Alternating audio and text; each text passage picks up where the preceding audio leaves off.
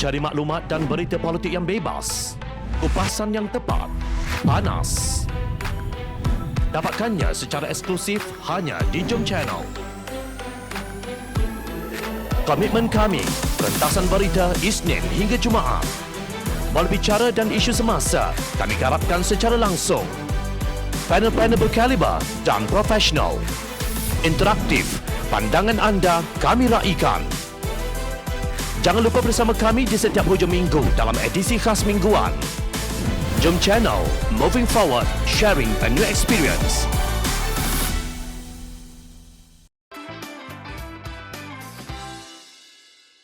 Kemah Besar Strategi Melawan Pengkhianat.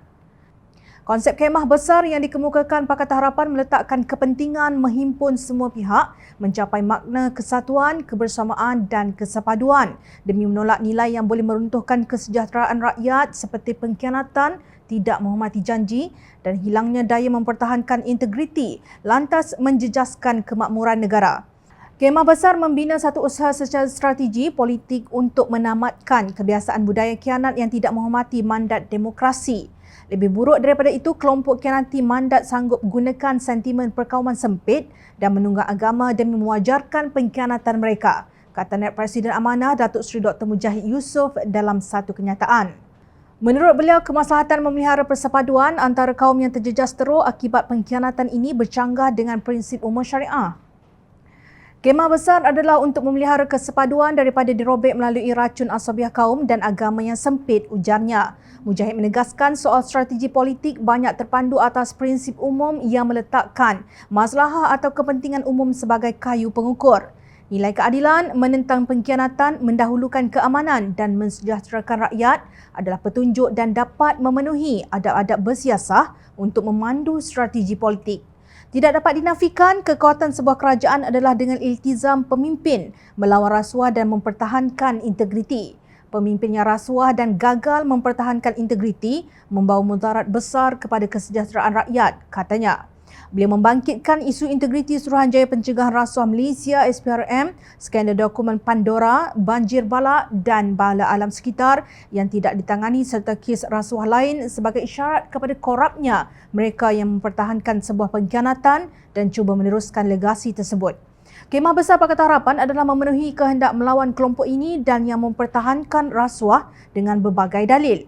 Usaha kemah besar dalam konteks ini tepat dengan perintah syariat kita, kata Ahli Parlimen Parit Buntar itu. Mujahid mempertahankan konsep kemah besar Pakatan Harapan yang meletakkan agenda besar negara untuk mencapai persetujuan bersama semua pihak, membawa negara ke hadapan. Ini kerana menurut beliau, Kemah Besar Pakatan Harapan adalah peluang membina satu konsensus nasional di mana semua pihak yang mementingkan agenda besar negara diberi peluang. Kemah Besar Pakatan Harapan tidak ada ruang untuk parti-parti mempertikaikan soal remeh-temeh yang hanya memperlihatkan kepentingan kelompok masing-masing dan gagal melihat konsensus nasional yang lebih besar dan kritikal. Beliau menegaskan bahawa tidak ada syak lagi Kemah Besar Pakatan Harapan adalah strategi paling terbaik sebagai tawaran kepada rakyat untuk menyaksikan kesungguhan sektor parti politik mengembalikan kepercayaan terhadap institusi politik yang terjejas teruk hari ini. Lebih penting, kata Mujahid, kepada umat Islam ialah mereka harus yakin dan tenang bahawa Kemah Besar adalah sebahagian tuntutan dalam memenuhi prinsip umum syariah. Beliau memetik sebahagian ayat 81 hingga 82 dalam surah Al-An'am sebagai menyokong hujahnya. Terjemahan ayat tersebut berbunyi begini: antara dua pihak manakah yang layak mendapat keamanan jika kamu mengetahuinya? Jawapannya, pastilah mereka yang beriman dan tidak mencampuri iman mereka dengan kezaliman. Merekalah yang mendapat rasa aman dan mereka akan mendapat petunjuk. Justru pilihan raya negeri Johor adalah peluang terbaik bagi rakyat membuktikan kebersamaan mereka membantu parti-parti politik membina konsensus nasional melalui Kemah Besar Pakatan Harapan demi melawan kezaliman daripada pengkhianatan yang berlaku. Sudah tentu konsep Kemah Besar ini tidak sama dengan Muafakat Nasional yang cuba dibina oleh UMNO dan PAS atas nama Penyatuan Ummah. Namun ia gagal direalisasikan apabila diuji dengan pilihan raya negeri Melaka, Sarawak dan sekarang Johor. Kini mereka bertelagah menyalahkan satu sama lain sebagai punca kegagalan itu. Sebenarnya mudah sahaja untuk mengetahui di mana letaknya punca kegagalan tersebut. Muafakat Nasional yang kononnya atas nama Penyatuan Ummah dibina oleh Parti Asabiah yang menyokong kluster mahkamah bersama penunggak agama yang bersekongkol dengan pengkhianat sudah pasti tidak akan mendapat petunjuk mahupun keberkatan daripada Allah Subhanahu Wa Taala.